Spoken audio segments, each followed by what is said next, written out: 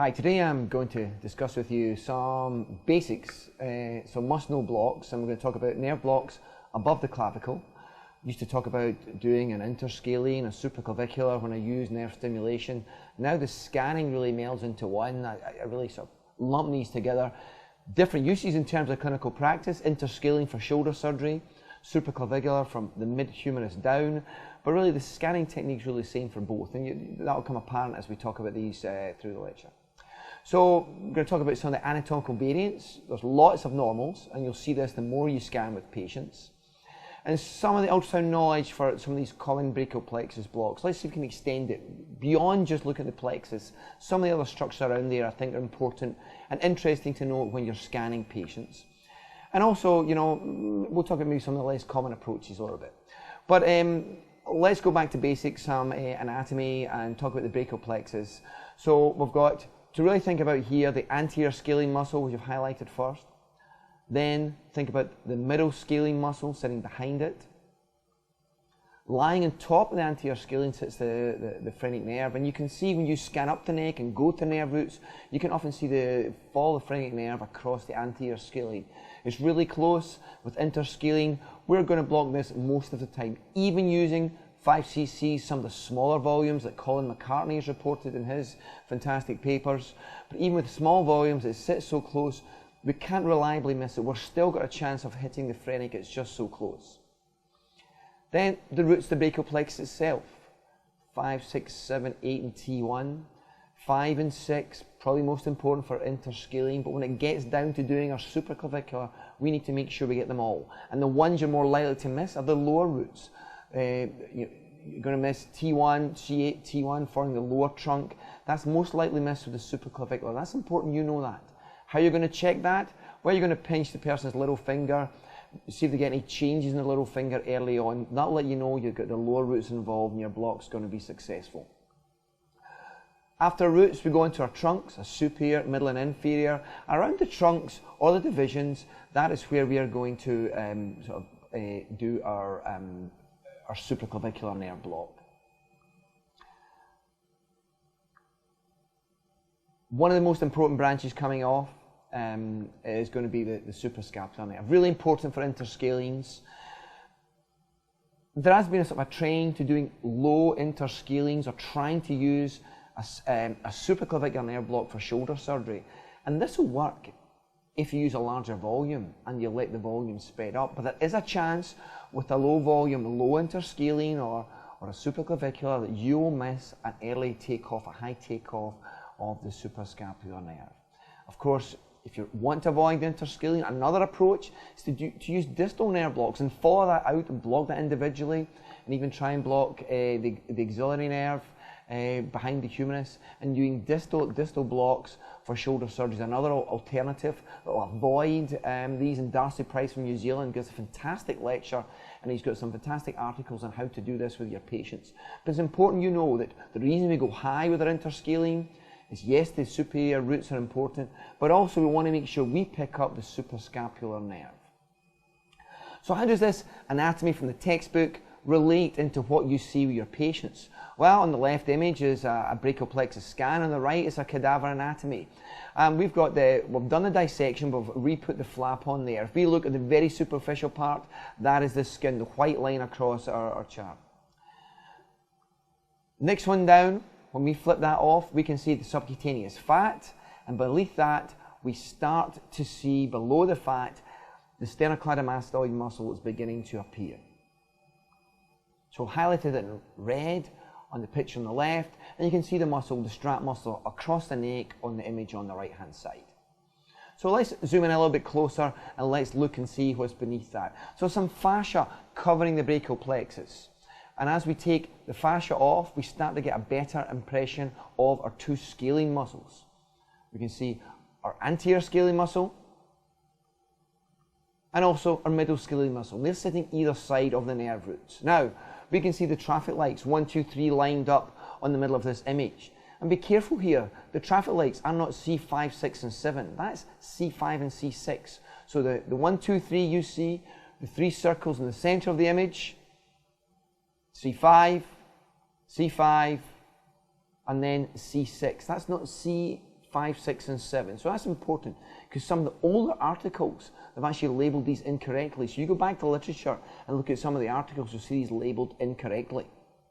So supraclavicular. Let's have a look at this. Now some people think this is a chip shot. Other people tell you it's a bit of a gimme, it's just so easy. It's interesting, it's a block I avoided doing a classic supraclavicular before ultrasound. I did a subclavian perivascular. I tried to stay lateral and away. So a lot of comparisons about techniques done before ultrasound and what we now do with ultrasound. We're not doing exactly the same block. Alan Winnie described the subclavian perivascular approach, where you're really going lateral and below the clavicle to do the block, and now we're doing it right over the first rib, back to what's described by Kuhlenkampf. So let's look at a typical ultrasound image in the supraclavicular area. First of all, it's labelled in white, with a dark shadow behind it, we've labelled the bone. You get a bright reflection of the surface of the bone, and then a marked dropout in hypoechoic, a black shadow behind it. There's also the pleura, and that can be seen on the right-hand side of the image. There's a bright line with the pleura. You get a kind of a snowy winter scene appearance behind that. Compare that to the bone. It's black behind the bone, and you can get some imaging in the pleura. Now, the lungs obviously filled with air. That's not a great conductor of sound waves, so it's difficult really to discriminate, but you can usually get used to seeing the difference between the first rib and the pleura. Why don't you see the first rib all the way across the image? Well, the first rib kind of looks like a boomerang. It's a horseshoe shape, it's rounded. So your typical picture, part of the image you'll see the rib, other part of the image you'll see the pleura.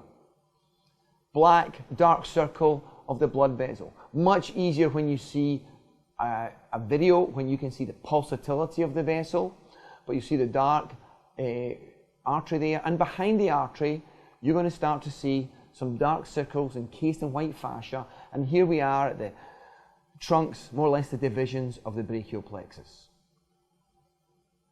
Other things we can spot, muscles. Sometimes when you look, the omohyoid muscle can look like a blood vessel. The omohyoid muscle is a strap muscle that's going to go across the neck. You can look for flow. You can also compress it to see if there's an arterial branch, a venous branch. Look for pulsatility in the artery, of course.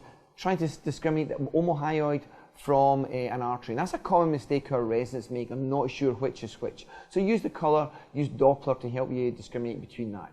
And here we can see behind the vessels the start of the middle scalene muscle.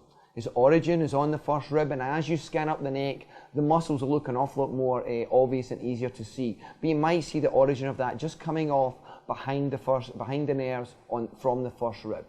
So a supraclavicular block. How are we going to do it? Well, we first of all position our patients in a semi-recumbent position. Some people put their patients on their side. What they're trying to do by both techniques, by raising the head up or turning the patient on their side, is make it easy to see your needle insertion point. If you do this block with the patients flat on their back, you'll need to go and see one of your friendly surgeons, because you'll end up with a bad back trying to see where the needle is inserted behind the probe. So I suggest you elevate the patient up about 45 degrees. I like this positioning up, sitting the patient up for obese patients. When you give them sedation, you'll often lose the airway. When you sit them up, you manage to lower their chest, lower the weight, make ventilation much easier for the patient. So I find that's much better on obese patients. Just something to think about. So what we're looking for, I want to find the subclavian artery on the first rib. Now, back to landmarks here. I commonly see people place the probe too medial. A common mistake, they start scanning the carotid, they wonder why they can't see the nerves. So help yourself. If you feel the jugular notch, and then the lateral end of the clavicle, the midpoint of the clavicle, if you place the probe behind there, you'll usually see the artery sitting right there in the middle of your image. So we're back to some surface anatomy. Feel the jugular notch, end of the clavicle, and you'll usually find the artery sitting in the right place. Now, if you don't see it, it might be you have the probe too flat, aiming across the neck. If you look at the image in the bottom of the slide, the probe is almost vertical. So if you have your patient sitting at 45 degrees, your probe should be vertical, and you'll be looking straight down and on to the artery. So try and avoid having the probe too flat when you look into the neck, and make sure it's vertical. The other thing to help you obtain an image is slight rotation of the probe. If you're completely parallel with the clavicle, you'll get an oblique view of the nerves. So the nerves aren't very easy to see. Sometimes some rotation of the probe in a counter or clockwise direction, particularly to move the lateral side of the probe away from the clavicle. Again, this will give you a more crisp view of the nerve. You then want to see where it's sitting on. Is it pleura or is it the rib? Now, when you start, if you're not sure which is which, my advice is, it's like your mother said, don't cross that line. You can see a bright white line, you're not sure if it's the rib, you're not sure if it's the pleura, just make sure you can see the tip of the needle and do not cross that. The subclavian vein can be mistaken for the artery. So what position is that? Again, it means you're a little bit too medial. What other mistakes can we make when we're scanning? The subclavian vein can be mistaken for the artery. Now this is, where does the vein sit? It sits anterior. How can you discriminate between them both? Well, pressure will occlude the vein. It's compressible. When you put the colour flow on the Doppler, you see the pulsatile flow of the artery much more pronounced. But a common and simple sign is the veins of valves. If you see something flapping in the middle of the vessel, probably means it's a vein. You don't want anything flapping in the middle of an artery. It's time to see your vascular surgeon if that's the case, okay? Where are the nerves located? They're going to be located behind the artery. Now, from about the 6 o'clock to 12 o'clock position, you can sometimes see branches that will come over the 12 o'clock, lying more anterior, a couple of nerve branches. They can be bunched up together. They can look like the tail of a satellite. Sometimes it's separated by an arterial branch splitting the plexus. All of these are variations of normal. It's why you want to learn to do different approaches. Don't be satisfied with just the supraclavicular. I'm always wary of somebody who says always or never. I think it's important you learn other approaches because often the anatomical variants can make this a little bit of a problem. So we'll see them sitting between 6 and 12 o'clock, dark circles with white fascia around them. More like a bunch of grapes. Up in the interscalene area, we had those traffic lights. Down here, it's kind of more like a bunch of grapes appearance sitting behind the artery. So we're doing this block at the level of trunks or divisions. We go back to our anatomy. Trunks, we've got a superior. This is going to give us the muscutanean, the median, and axillary.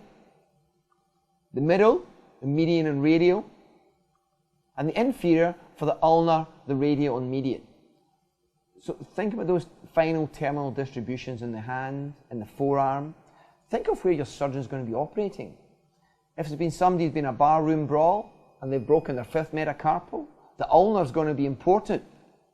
If it's somebody who's getting work done in the thenar eminence and the thumb, well then the median and radial are going to be more important. The ulnar maybe not so much. So you think about, particularly when you do a single shot block, but more importantly, if you're going to leave a catheter in the supraclavicular area, maybe you'll leave it between the middle and the superior trunk, or if it's in the hypothenar, the ulnar side, you want to place that catheter between the middle and the lower trunk of the brachial plexus. So the ulnar nerve is the most commonly missed. I'm stressing this again. I said at the start of the lecture, we place our local anesthetic inferiorly first. We want to make sure we're placing the local around the ulnar nerve. So we block that inferior trunk first. Try and place plenty of local down there. We're trying to place the needle as close to the artery as we can and on the first rib. So tucked right in that corner pocket. But very often, the local anesthetic will not spread to the middle and superior trunk. And this block often involves a readjustment of the needle position and placing some local anesthetic beside the middle and superior trunk. So here's a little bit of positioning. Finding that midpoint position of the clavicle, placing the probe's on vertical, and all of a sudden I manage to scan and get the artery, the middle of the scan straight away. See the pulsatile artery bouncing away there. So first things first, a little bit of surface landmarks, and that can make life so easy. If you're unsure, put on the colour, and you can use the Doppler to help identify the artery. Slightly tilting the probe backwards and forwards, and behind it you can see the circles, the bunch of grapes, the brachial plexus just tucked in behind. So with the patient sitting upright, you can easily line up your eyes, the probe and the needle and glance up to the screen. And I think it makes the performance of block much easier. So What's normal, what is not? Well, if you actually look at anatomists and when they dissect the brachial plexus, there are lots of variations of normal anatomy. Probably the most common one I see is C5 running through the anterior scalene, or even anterior to the anterior scalene muscle. I know in the past I could have got a good twitch in the biceps from interscalene and wonder why the block failed.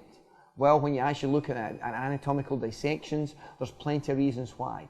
C5 and 6 can pierce the anterior scalene or even run anterior. So all these are variations of normal. If you see them with ultrasound, you can independently block these for an interscalene or a supraclavicular, whilst with a nerve stimulation technique, these have been things we missed.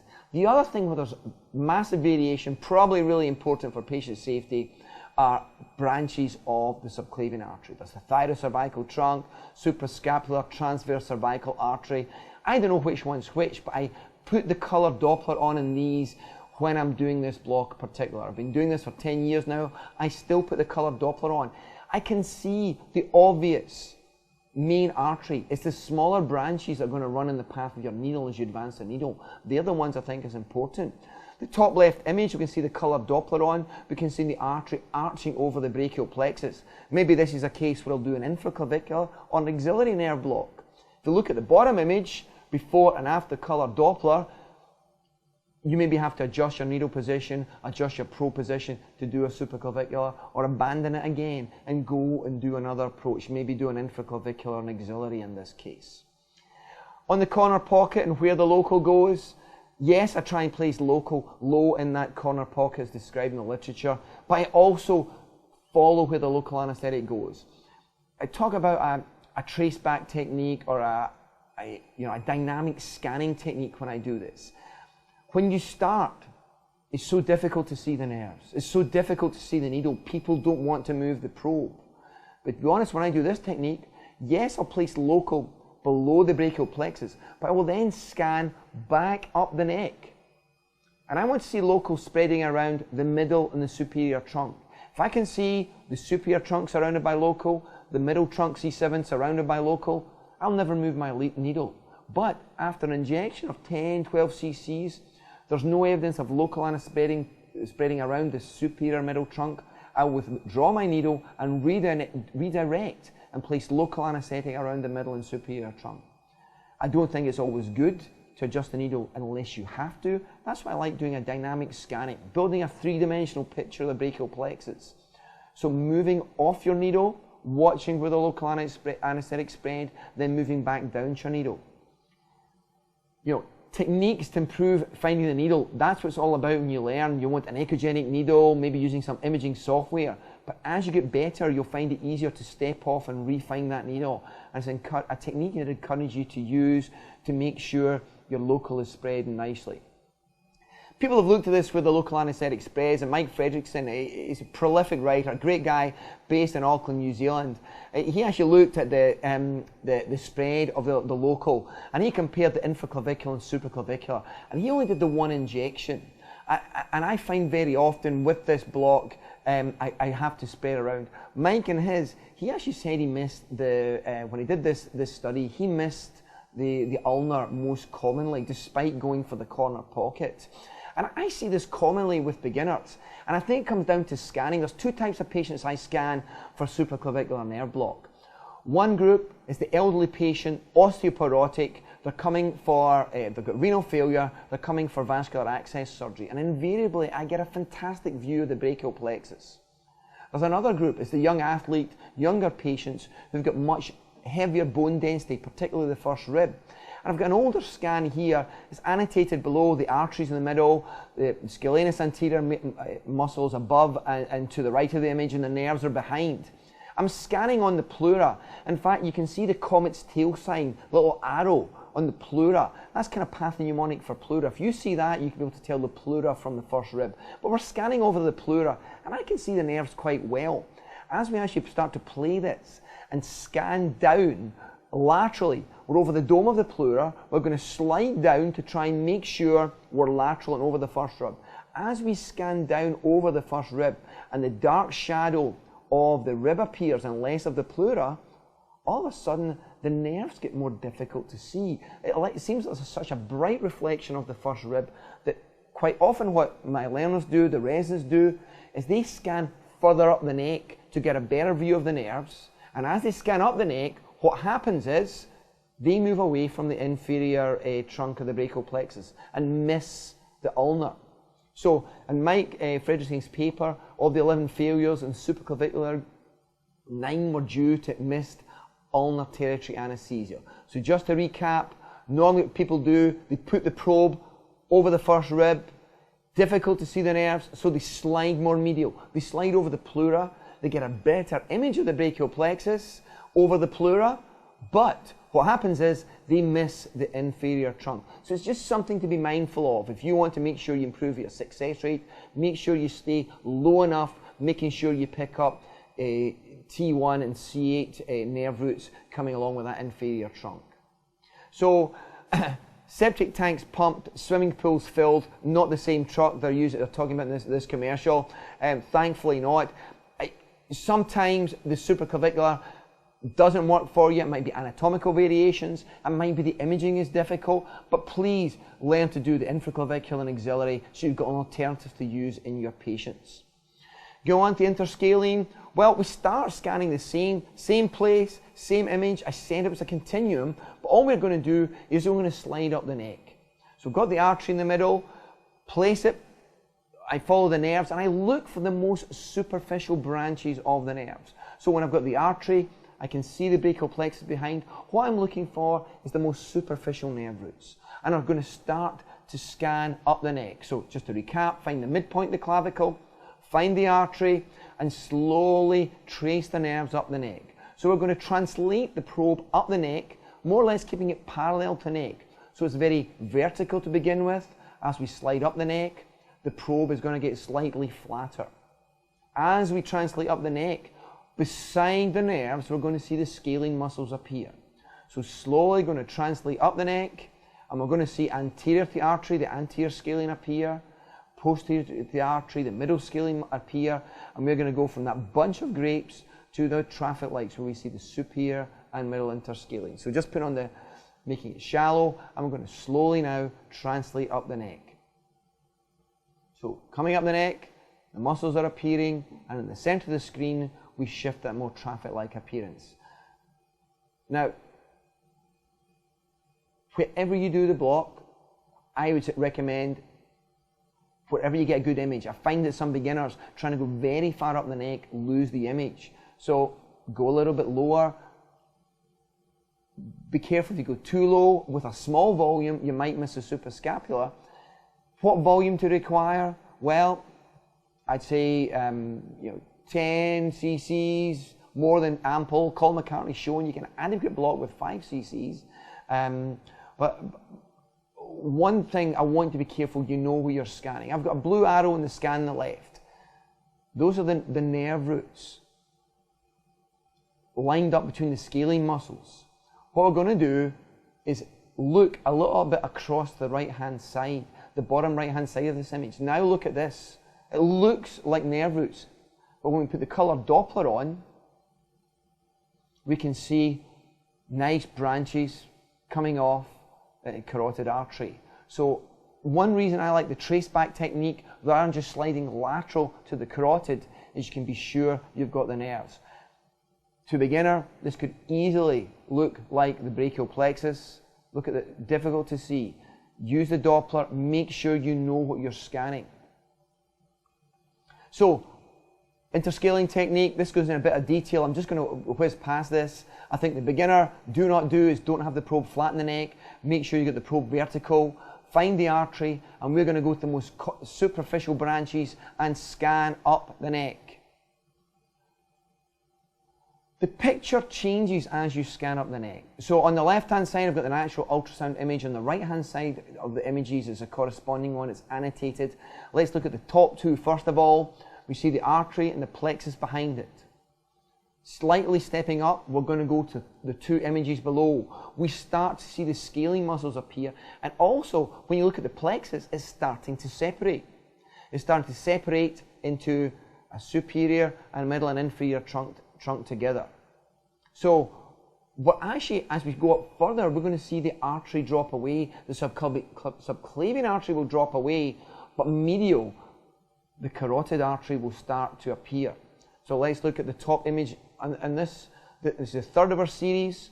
On the left-hand side, we now see the plexus splitting up. The superior trunk's on its own at the top, and the middle trunk, C7, is tucked below.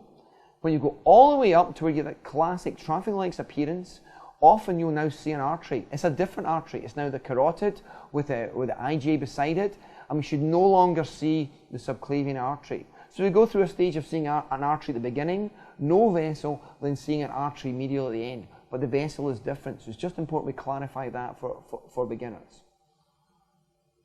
So that perfect image of the interscaling groove is actually only a few centimetres up the neck from the supraclavicular view. They're really only 2 or 3 centimetres between the two. I think do the block where you get the best representation. It might not be where you see those classic traffic-like. It might be more a bunched appearance of the superior trunk. I like to insert the needle in plane, but I think it'd be equally successful if you do an out-of-plane approach, whatever you're more familiar with. A lot of people have been practicing with nerve stimulation for a while, feel much more comfortable with the out-of-plane approach. It's a more natural approach for the needle to advance. We advance the needle aiming for the plexus, and I'll either plan to go above C5 or below C6. If you draw out the brachial plexus, you know that C5 and 6 come together to form the superior trunk. They want to be together. I don't think sticking a needle between them then is a sensible idea, okay? Either below C6 or above C5. Your block will be successful in either of those. I mainly go below C6, just below the superior trunk. What you want to do is look below and make sure you're not putting your needle into C7. At this area, I definitely do not want to go into the nerve roots. Very often, if you look at histology pictures, you'll see a dural cuff around the nerves in this area. So definitely no intraneural injection in this area. Close enough is good enough. You can be a few millimeters away from these and your block will still be successful. Do not go into the dark circles. Stay outside the bright fascia surrounding them. Make sure you don't cause a subdural or intrathecal injection. So in this case is a catheter. Image on the left shows the needle advanced below C6 and above C7. Below it, we've pulled the needle out, withdrawn the needle, and we see the catheter left between C5 and 6, our superior trunk, and C7 tucked in below, our middle trunk.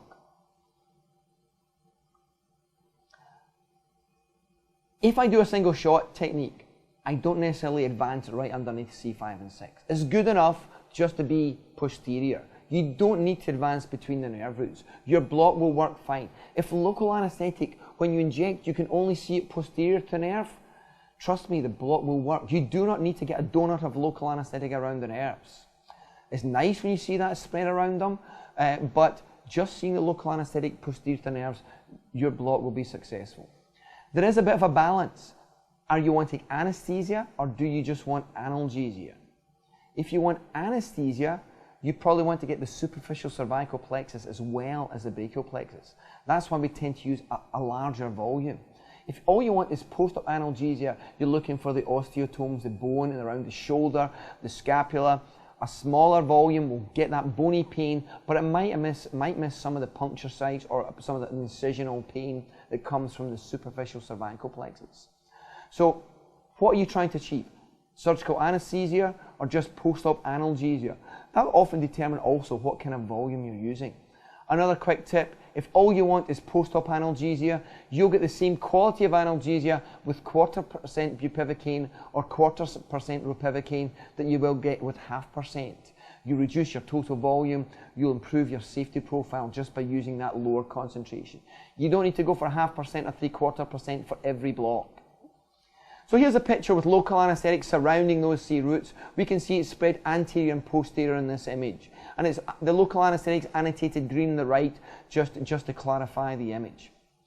Here's one, a variation anatomy. Here's one you do with a nerve stimulation technique and you realize, hey, why is my block not working? In this case, C5 and 6 are running right within the anterior scalene muscle. We run a little fellowship, time for a little plug. I've talked about above the clavicle. Time for a little plug. We run a little CME preceptorship at Duke, 2.5 days, only 2 people at a time.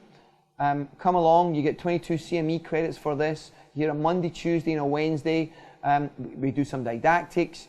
The great thing about this, you actually get seeing the blocks being done. You see them done well by the attendings. You also see some of the mistakes that residents make, and I'm sure the mistakes a lot of beginners make. The techniques, some of the images I talked about today are about a book that Dave and I have published for Oxford University Press, Ultrasound Guided Regional Anaesthesia, and it goes in a lot more detail in a step-by-step fashion how to do these blocks. It's a simple, practical handbook.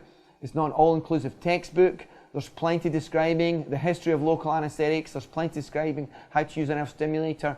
These are simple step-by-step guides how we do these blocks. So if you're interested, hopefully you'll find these this useful. Good luck and a happy hunting with your nerve blocks.